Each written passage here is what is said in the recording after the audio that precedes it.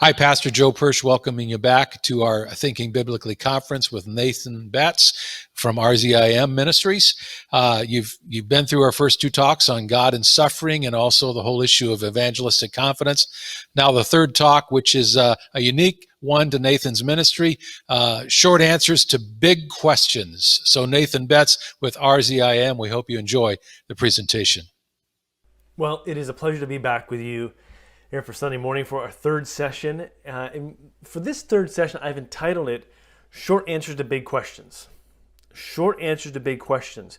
And really what I like to do here is take a close look, almost like zooming in, pardon the pun, zooming in on three major objections that both people within the Christian faith and for those outside the Christian faith often raise against the Christian faith. I think that in and of itself should arrest us somewhat. For those of us especially who have grown up in the church or who would consider ourselves Christian.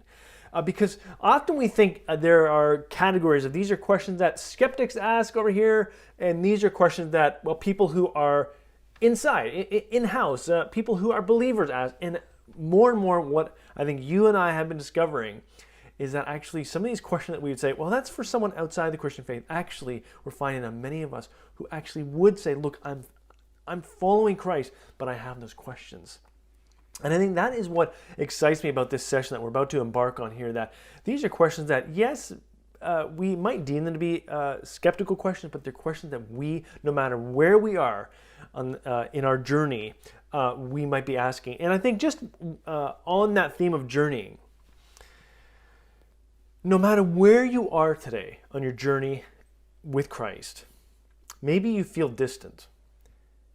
Maybe you feel close. Maybe you feel just you have lots of questions. No matter where we are on our journey in life, we have questions. And the beautiful thing about Jesus Christ, God in flesh, is that he always encourages us to ask our questions. Jesus, you will never find, you can look through all the New Testament, those biographies of Matthew, Mark, Luke, and John, and you always see Jesus encouraging. He never discourages questions. And that is one of the shining points that often can wash over us because we're so accustomed to Jesus engaging people and their questions. And is this, there are no ghettoized areas within Christianity. In other words, there are no questions that are discouraged. And that cannot be said of every faith. That is actually in and of itself a distinguishing factor of Christianity. No question is discouraged. So that's just sort of a bit of a backdrop. But let me get right into it here. And I want to look at three objections, as I mentioned. And let me begin with a story. Just a couple years ago, I was ministering for a series of events in Western Canada. And after one talk that I gave at a church, I remember I offered an invitation for those who were there to commit their lives to Christ. And one young student came forward at the end, and I remember he came and just asked question after question after question. And what I soon discovered is that he had grown up in a Muslim family, and he was now considering following Christ. So as you can imagine, this was a massive decision he was considering. And he expressed to me, he looked at me and said, look, Nathan, you have to understand, the people who are in my home, my mom and dad, they are proud that I am a Muslim young man. And it would break my father's heart if they found out that I was even thinking, but then let alone going and actually entering into the Christian faith. So he just said, look, you have to understand that. Like, this is really big what I'm considering. And we had a long conversation that evening, and then the following night we were back for another event. I had another conversation with him. Later that week when I arrived back home here in Washington State, I had a phone conversation with him, and I really encouraged him to get connected to his pastor at his church. And so they did, and the pastor was just a wonderful guy, and this young Muslim guy, connected very well with this pastor there. And a few months I was back at that same city for university events. And on one evening, this pastor who I connected this student to, I met up with this pastor. And I just asked how this one student was doing, because I was thinking he was close. I thought he's close to actually committing his life to Christ. And this is huge, giving up so much of what he knows and possibly bringing shame to his home. I was interested to know what would happen here. And he said, Nathan, let me tell you what has happened. I've met with this student a few times. And he said, there's a sad story here, because recently when I met with him, he came in and he was very angry. And I looked at him and I said, why are you so angry? And this is the pastor telling me this story. And he said, the student looked at me and said, you know the friend who brought me to church? And they said, yes. He said, well, that is why I even started questioning my faith. That is why I even started considering the Christian faith. And this is a Christian church. And the pastor said, yes, you're right. This is a Christian church. And he said, but last weekend, my friend, she said that she was going to a party and she invited me to go along. And I said, no, I'm not going to go. And so then the next day, she and I did get together. We got together for coffee and just went for a walk. And I asked her how the party was. And she looked at me and she said, I did something I probably should not have done. I got drunk at the party, and it's not right, it's wrong, but I know that God will forgive me. And in that moment, this young man became so upset, and he looked at the pastor and he said, so this is what Christianity is? Someone who actually doesn't mind actually doing stuff that she knows is not right, knowing that she can come back on Sunday and just be forgiven. Is that what Christianity is? Because if it is, I don't want anything to do with that. And as this pastor listened, as I listened, I was heartbroken, because this almost was the point at which he left his questions about Christianity. He stopped engaging with the Christian faith. And I think in a big way, the question funneled down to this: why would I become a Christian if all people around me, in this case, the person who caused me to consider and start asking questions about Christ, why would I consider Christianity when I see the person around me who says she's a Christian being pretty hypocritical? How can I become a Christian why would I even want to consider it when there's hypocrisy around me? And that is a massive question. What do we say to that? Again, this is going to be a short answer to a big question. But I think first we have to start as Christians and almost throw our hands up and say, yes, you're right. We have made mistakes. We've made big mistakes. And in many ways, yes, we have been hypocrites. We have been hypocritical. But let me just say there that first our response should begin with an apology. But it doesn't stop there, because the apology in and of itself, we have to ask why we would be extending an apology there. And the reason why is because if we are hypocritical Christians, and in many cases we've made mistakes, I've made mistakes. But one of the main reasons as to why we apologize is because we are misrepresenting the name of Christ. And if we just stop there for a moment, it's important to stop there and say, hold on, what does that mean? I want to suggest to you that this actually goes back to the 10 Commandments found in Exodus. That command, thou shalt not take the Lord thy God's name in vain. Now, for many of us who have grown up in the church, we've grown up in the church, we've become over familiar with this passage, with the 10 Commandments, that they almost when we read them now, we hear them now, they just wash over us. So somehow we need to recover the truth that has been lost in the overfamiliarity. And here's what that command means, because often we associate it with swearing or language or cussing. And I'm not poo-pooing that or saying, yes, no, that's false. But what I want to suggest to you is that command, thou shalt not take God's name in vain, is much richer, it's much deeper, and also much more practical for us. Something that we know day in and day out. And this is what it simply means. The idea, the meaning of that command really is this. It means, am I representing the name of Christ well? Or am I actually misrepresenting Christ? That idea there to take God's name in vain means actually not as much take as much as to bear. To carry God's name. Am I bearing his name? Am I carrying his name? Am I representing his name well? Or am I misrepresenting it? So when we come to this question of hypocrisy, we have to ask the question, when people look at my life, do they see me and they say, hey, oh wow, there's a direct connection. I can see the way you live. It matches up to what you've been proclaiming, what you've been talking about, the belief that you adhere to. There's a connection. Or would people say, and we have to ask these questions, is there a disconnect? Is there a disconnect between what I'm talking about and what I actually, and the way I'm living? It's massive. But we have to ask these questions of ourselves. So, how are you living? It's a question I have to ask myself. How am I living? Am I living in such a way that my neighbors around me, my friends who know that I'm a Christian, would they say, hey, we see there's a connection there. We see that this all makes sense. Or would they say, what you're saying there, this seems disconnected to actually how I see you live.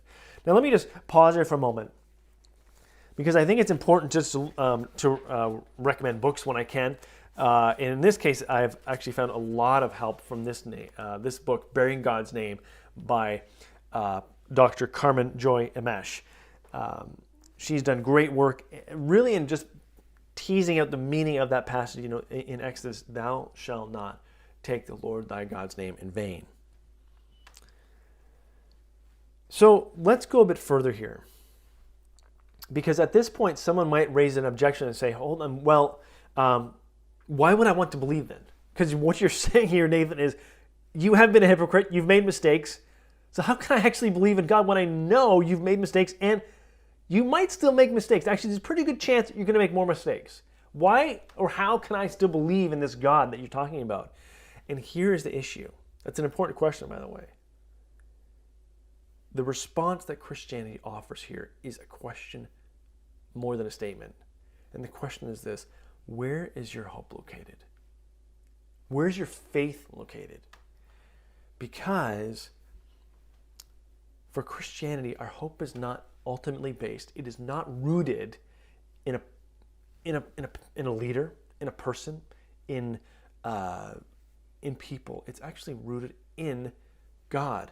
Now, interestingly, it is rooted in a person, but not just any person. It's rooted in the person of Jesus Christ, fully God, fully man.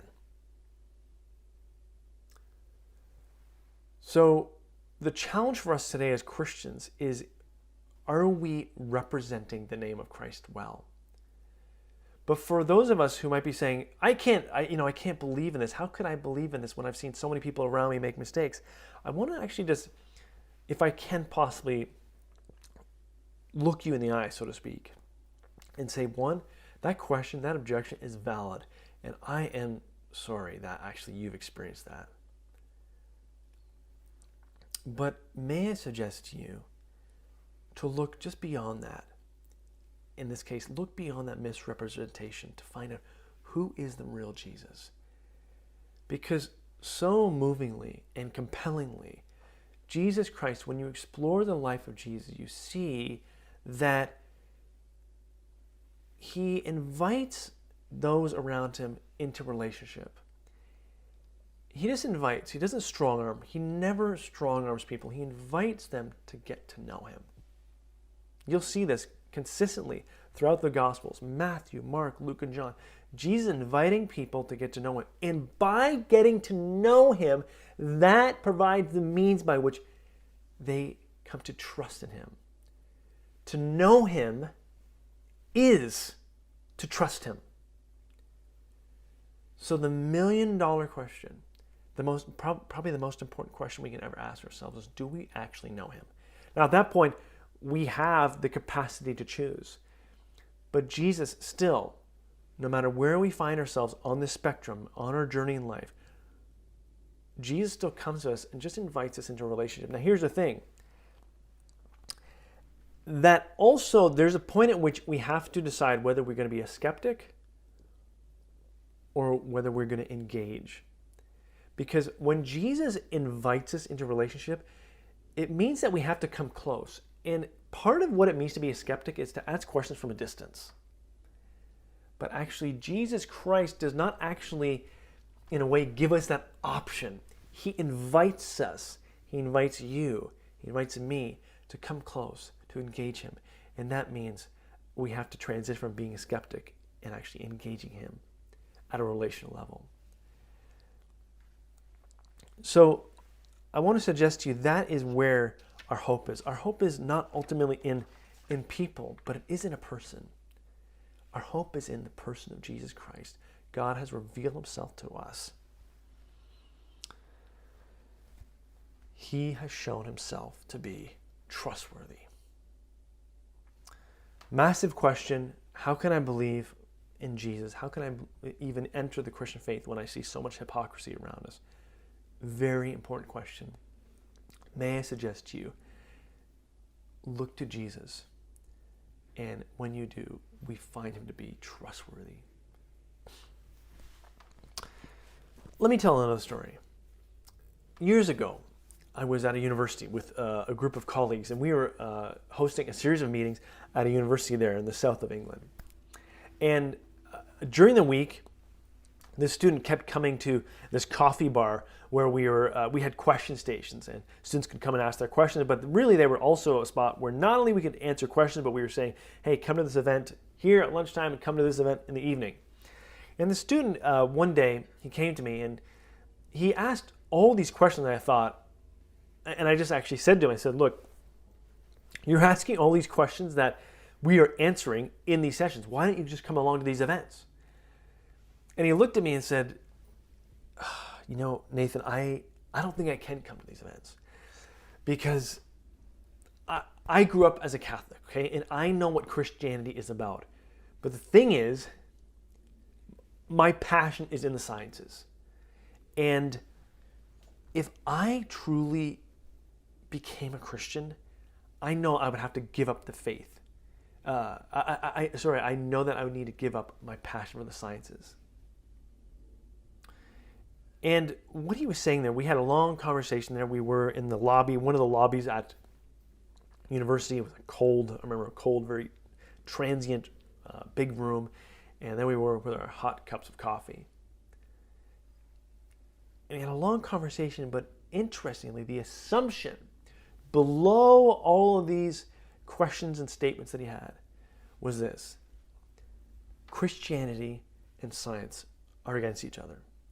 Faith and science are antithetical. Now, what does Christianity say there? It's another big question.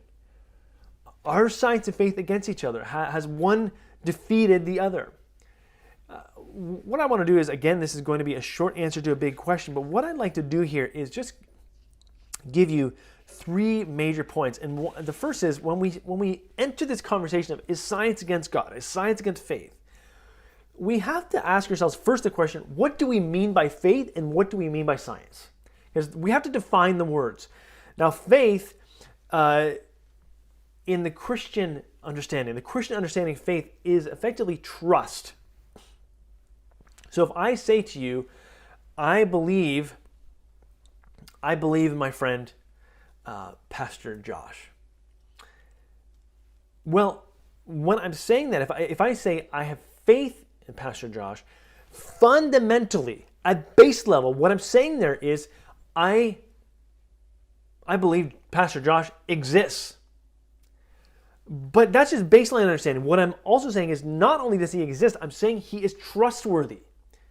And that very much gets to the heart of what the Christian understanding of faith is. It's not only a response to reality. We're saying, yes, God exists. You know, it's a meta level. That's a big picture understanding of what faith means. But it's more than that. When Christians say we have faith in God, we're saying, and he's trustworthy. And what's very interesting here, and this, as it pertains to science and that whole science and faith conversation, is this. Faith in the Christian understanding, but also the biblical understanding, the New Testament understanding of faith is this. Faith is evidence-based belief, and it's very important. Let me repeat that. Faith is evidence-based belief. And what that means is faith in God is not an eyes closed type of faith. It's an eyes wide open faith. Faith is trust in light of the evidence, not despite of it. It's evidence that we see through Christ. We see prophecy, we see writings, we see Jesus performing miracles. All these things that we see, the disciples saw firsthand, and what we hear now as eyewitness accounts. It's in light of that evidence. You think of the resurrection. You think of the early church. There are so many things that actually, there are different pieces of evidence that point us and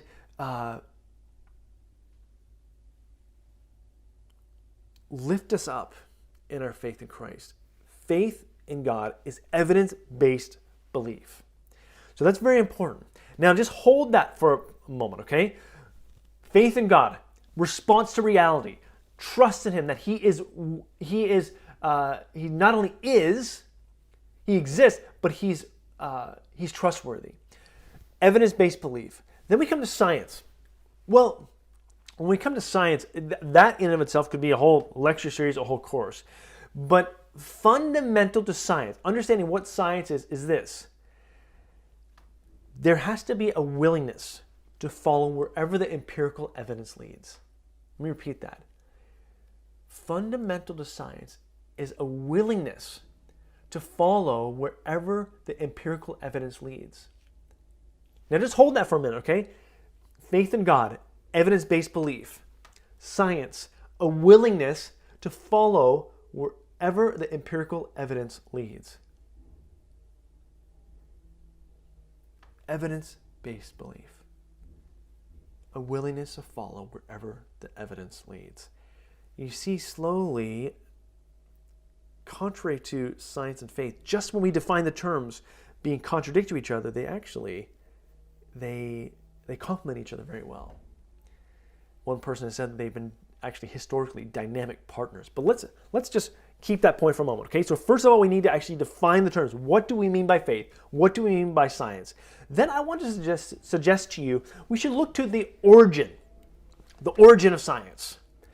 What do I mean there? Well, the history of science, the roots of science, because there is this fallacy, there's this popularized notion that many of the people who were the innovators, the creators, the people who made these scientific discoveries, when you think of Galileo, Pascal, Newton, the list goes on, Kepler, there's this idea that these people might have been Christian or theistic. In other words, they believed in a God, but they were practicing in the science. They were making these science discoveries despite their faith. And what we find is actually, as my senior colleague John Lennox, who's a scientist, mathematician, he would say, no, it was not that they were practicing and making these discoveries despite. No, it was the faith.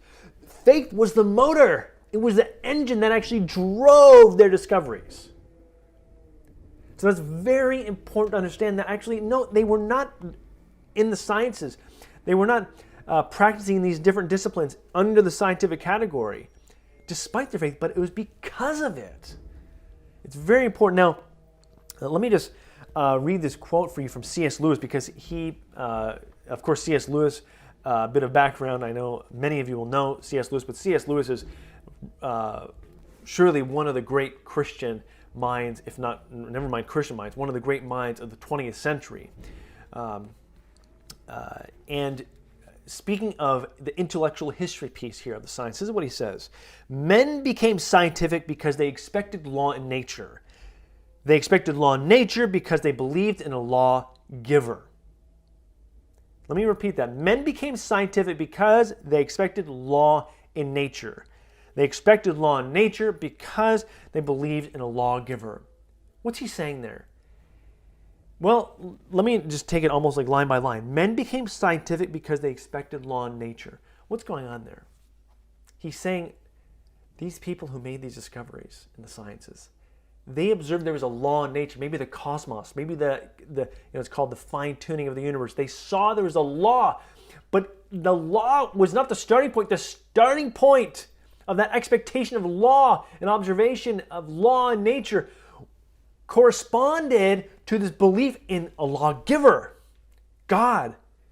This belief in God provided the foundation upon which they looked and wanted to make sense of the law and nature. So the origin of science is very important to see. Hold on, why were these people actually engaging in the sciences? And it was not despite their faith, it was because of it. Very important point there.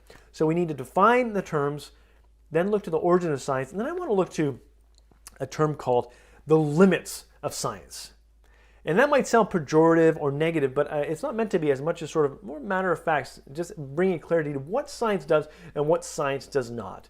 Listen to what Sir Peter Medawar once wrote. Peter Medawar was he's a Nobel laureate, and this is what he wrote. The existence of a limit to science is, however, made clear by its inability to answer childlike elementary questions having to do with first and last things. Questions such as, how did everything begin? What are we all here for? What is the point of living? What is he saying? He's saying, in one sense, to put it simply, he's saying science is very good at answering certain questions. But when it comes to what philosophers would call here, the ultimate questions, what are we here for? Why am I significant? Those big questions, science, it's not that science fails, it's just that science is not out. Science's task is not to answer those questions. Then listen to Dr. Francis Collins. Now, Francis Collins was the person who spearheaded the Human Genome Project. So as you can imagine, he's not anti-science by any stretch.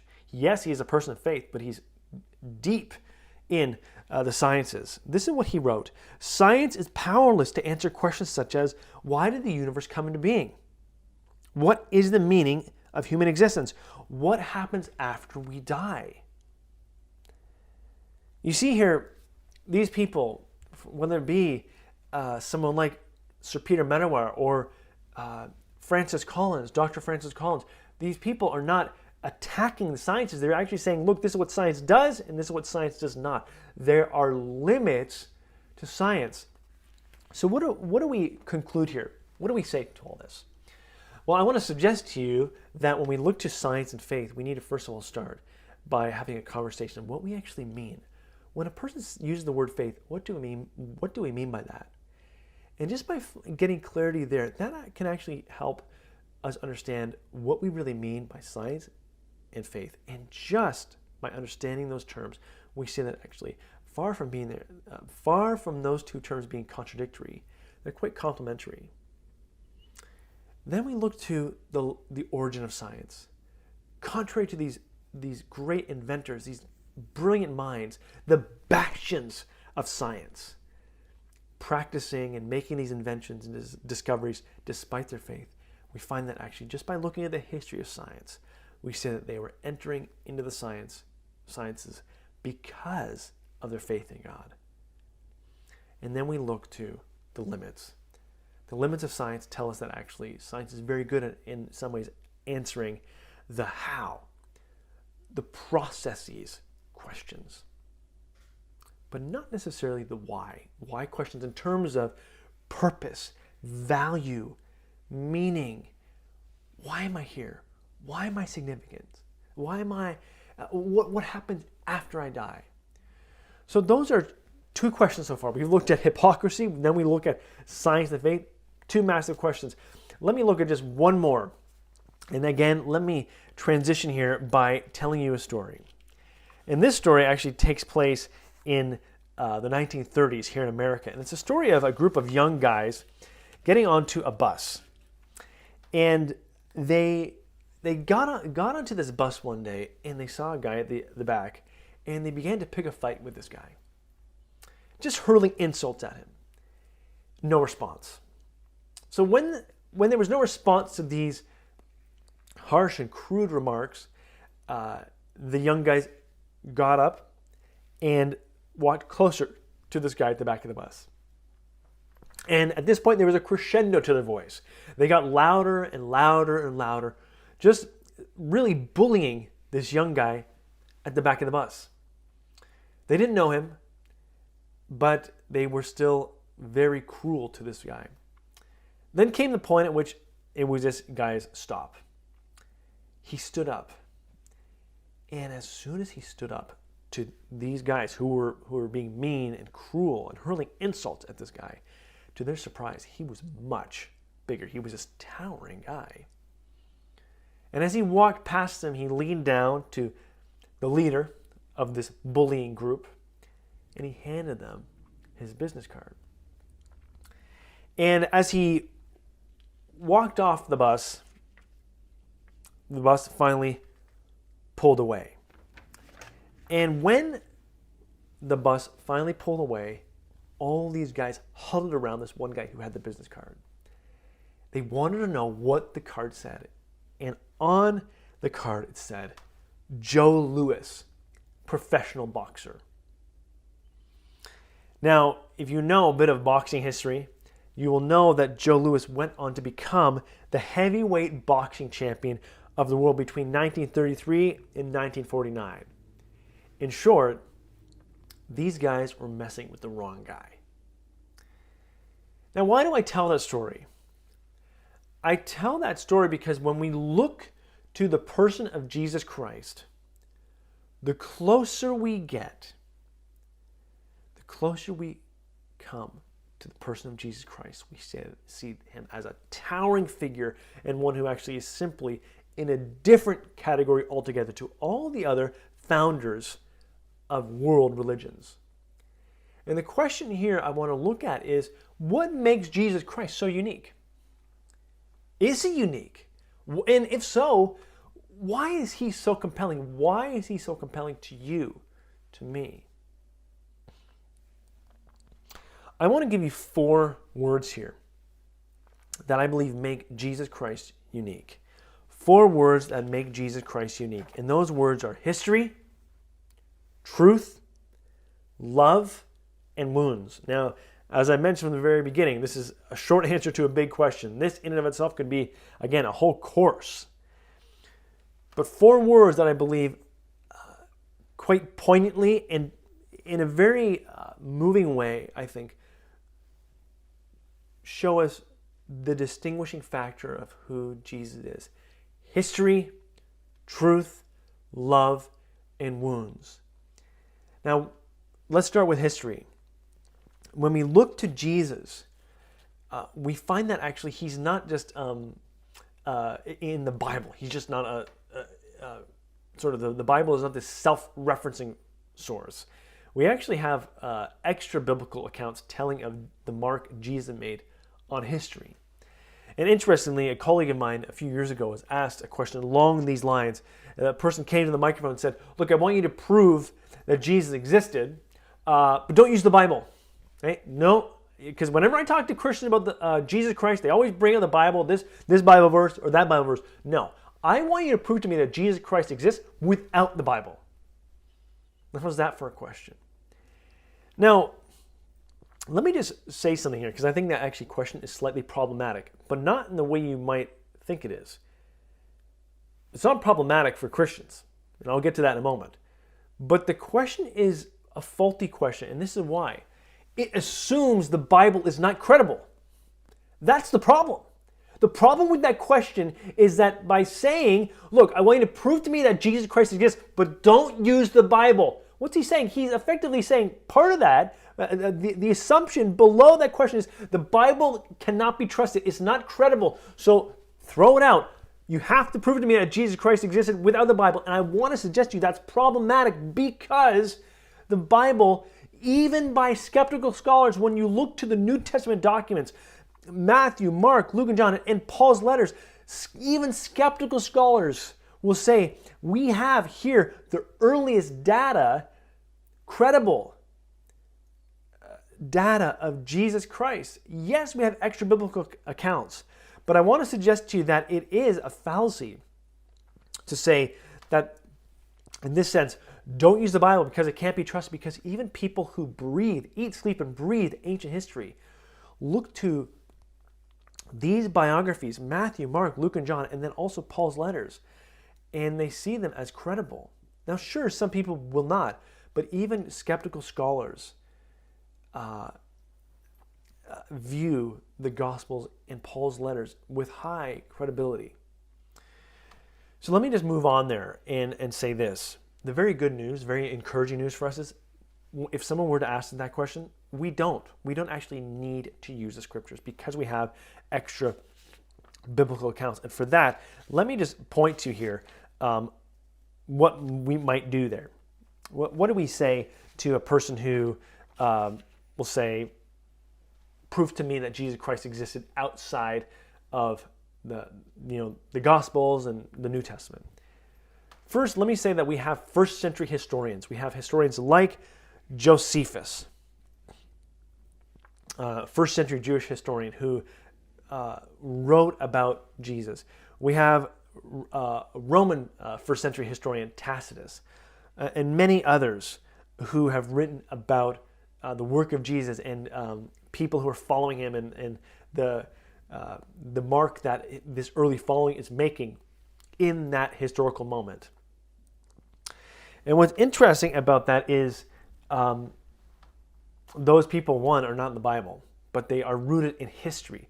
And that tells us, again, that Jesus Christ is rooted in history. Not every religion can make that same claim. The Christian faith is a historical faith. But let me move on here. John Dixon, who is a good friend of our ministry, he's a historian in Australia. Years ago, he actually said to me, not to me, he wrote on his Facebook wall, if there's any person who actually has a PhD in ancient history, in other words, a person who eats, sleeps, breathes, writes, publishes, has peer-reviewed writing around ancient history material, if you do not believe that Jesus Christ actually existed, please make yourself known, and I will eat a page out of my Bible. That was his, he was calling people out. And you want to know something very interesting? Guess how many people got back to him on that? There were no historians, no ancient historians that got back to him because, as John Dixon would say, people who are in ancient history, who actually do the work, this is their thing, this is their business. It's you're hard pressed to find anybody who does not believe that Jesus Christ actually existed. Now, there are certain claims of the resurrection, those certainly at some point they become contentious. But whether or not Jesus Christ was an actual person rooted in history, that is not up for debate. We might find articles in popular magazines or newspapers coming up that might say, "Oh, did he actually exist?" But not when you dig down to people who are spending their life reading, teaching, writing about ancient history. That's important to know.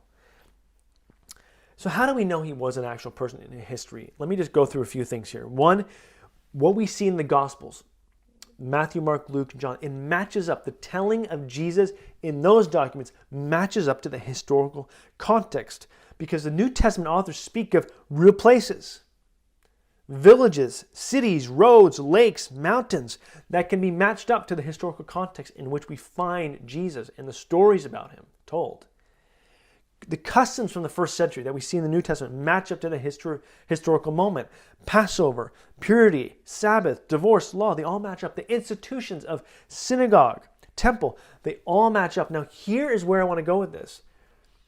Just to pause there for a moment. The New Testament is not primarily, though, about telling us whether or not Jesus existed because the New Testament authors assume that. They're giving us an account. They're telling us a story of who Jesus was. And that is the big question. One of my professors in theology is a guy named Alistair McGrath, a prolific author now at Oxford. And I'll never forget, he said, the Gospels function like a whodunit detective novel, except the genre is who is he? The Gospels are a who is he genre. In other words, the question is, who is this man? And that is the biggest question. As I mentioned earlier, that's the most important question we can ever ask. That's the question that it just keeps circling, we keep circling back to in the Gospels. Who is this man? Jesus Christ is rooted in history. But more than that, Jesus Christ is truth. What we see in all of the faiths is that the founders whether it be the people who write documents or their sacred books for the respective religions, are pointing to truths or describing truths to follow. Jesus Christ is alone in that he's not ultimately pointing to a truth to be followed. He actually is pointing people to himself. Truth, in other words, is located in Jesus. We see this in John's Gospel, chapter 14, when Jesus says, I am the way, I am the truth, I am the life. In that moment, Jesus is actually telling them, look, I am truth. Now, what's very interesting, and I think we need to pause there for a moment because some of this is lost in translation. Jesus Christ, and that the word there that's lost, many of the words are lost because they're not in English originally. The language there is Greek, and the Greek word for truth is aletheia. Aletheia. And that word means to reveal, to unhide. So the question we have to ask ourselves is, when Jesus says he is the truth, he is unhiding, he is revealing, the question we have to ask ourselves is, what or who is he revealing? What is he unhiding? And I want to suggest to you from study that Jesus Christ in that moment is revealing to them who God is. He is revealing to his friends in that moment who God is. Jesus Christ can not only be described with the word history. He is rooted in history, but he can also be described aptly and accurately as being truth. History, truth, and love. History, truth, and love. When we look to Jesus Christ, if I have a moment here, I'll look it up. But while I look it up, let me just tell you a story. And the story is this. Years ago, not too long ago, I had the opportunity to minister with people, with a couple other colleagues, and we were ministering to members of Parliament in Ottawa, Canada. And during the day, it was an evening event that we were speaking at. But during the day, we had some time, we had some free time, and so because we had the free time, a friend of mine said, "Hey, I can take you to the questions time at in the House of Commons there." And I'll never forget that in that moment, it was as I know, as being a fellow Canadian, when I think of Canadian politics, I think of them as actually being quite boring, not very dramatic, especially when you contrast Canadian politics to American politics. But I'll never forget whenever someone would say something within a political party, whether it be the Conservatives or the Liberals and the other parties, their own party would cheer, say, "Hooray!" And then the other party would often say, "Shame." So it was this cheering and then almost this cry of shame, depending on who was speaking. And it was this back and forth of whenever a conservative would say something, their own party would cheer them on, and the people across the aisle would shout them down with the word shame. And I was there for about approximately an hour plus, and it was just people giving speeches like this, and you had this common response of either cheering them on in agreement or shame, depending on who was speaking.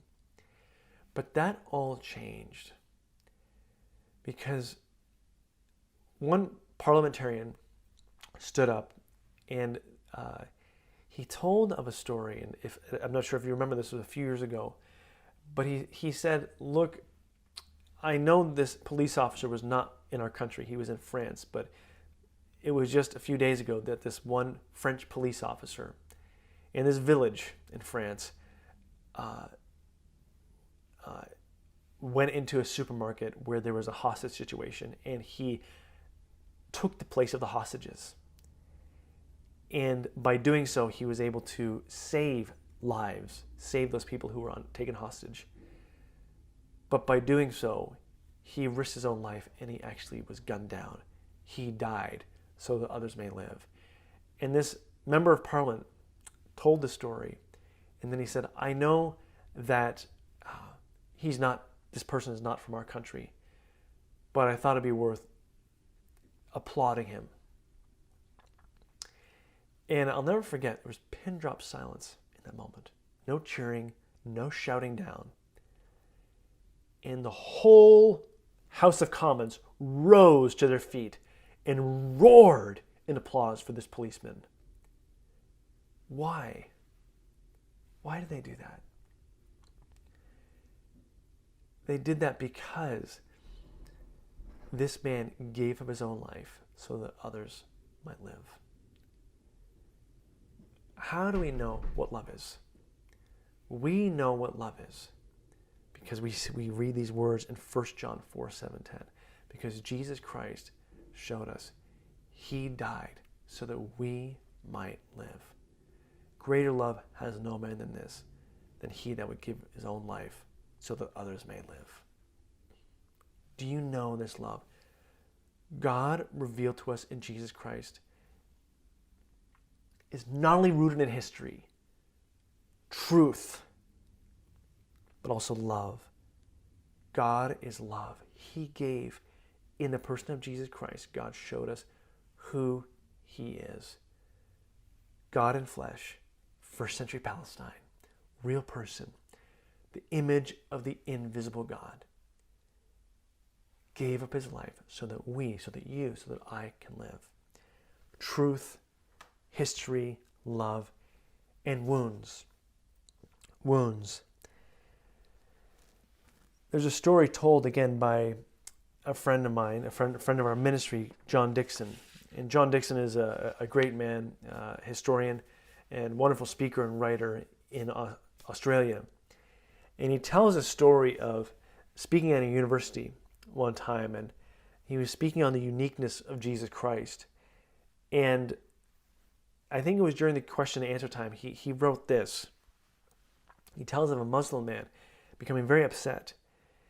And the Muslim man said this: how preposterous was the claim that the creator of the universe should be subjected to the forces of his own creation. It was illogical that God, the cause of all causes, could have pain inflicted on him by any lesser being. By any lesser beings. And John Dixon in that moment realized that he had no witty comment. He had no knockdown argument for that man. And so he looked back at him and said, what a Muslim denounces as blasphemy, the Christian holds precious. God has wounds.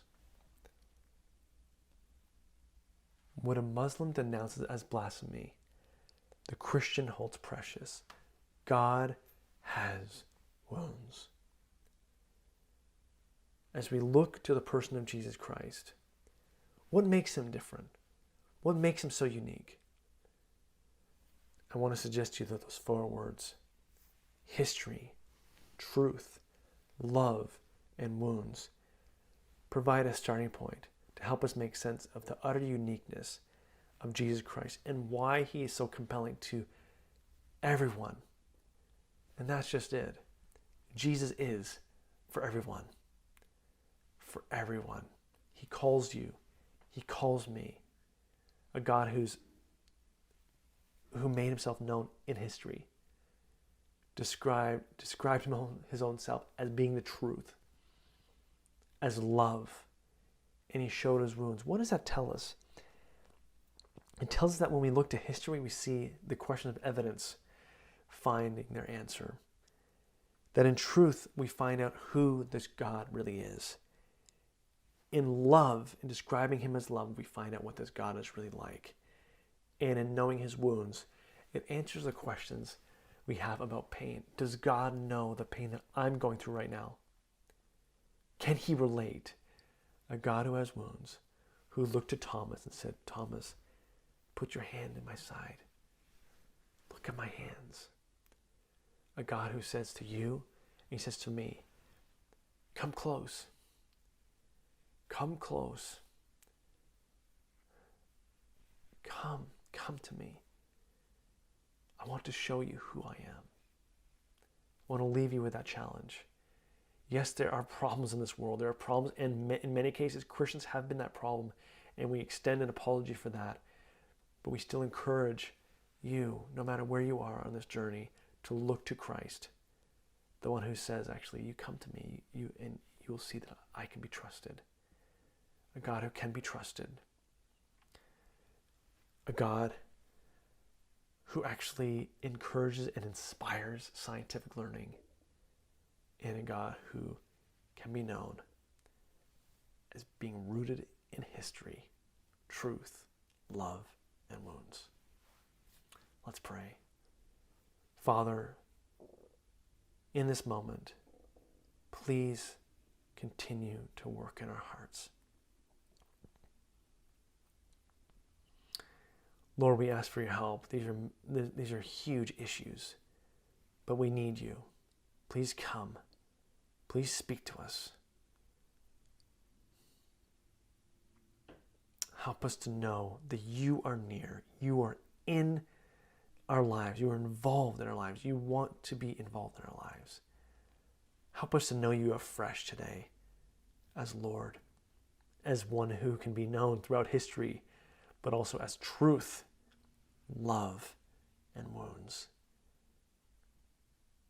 In Christ's name, amen.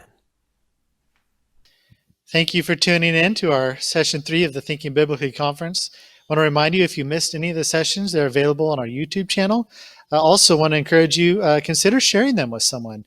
You probably know someone that could use the answers that Nathan gave. So they're available to watch as many times as you want, share around. We pray this has been an opportunity to encourage you and equip you to love Christ more deeply and to share him with those around you. Thanks for listening.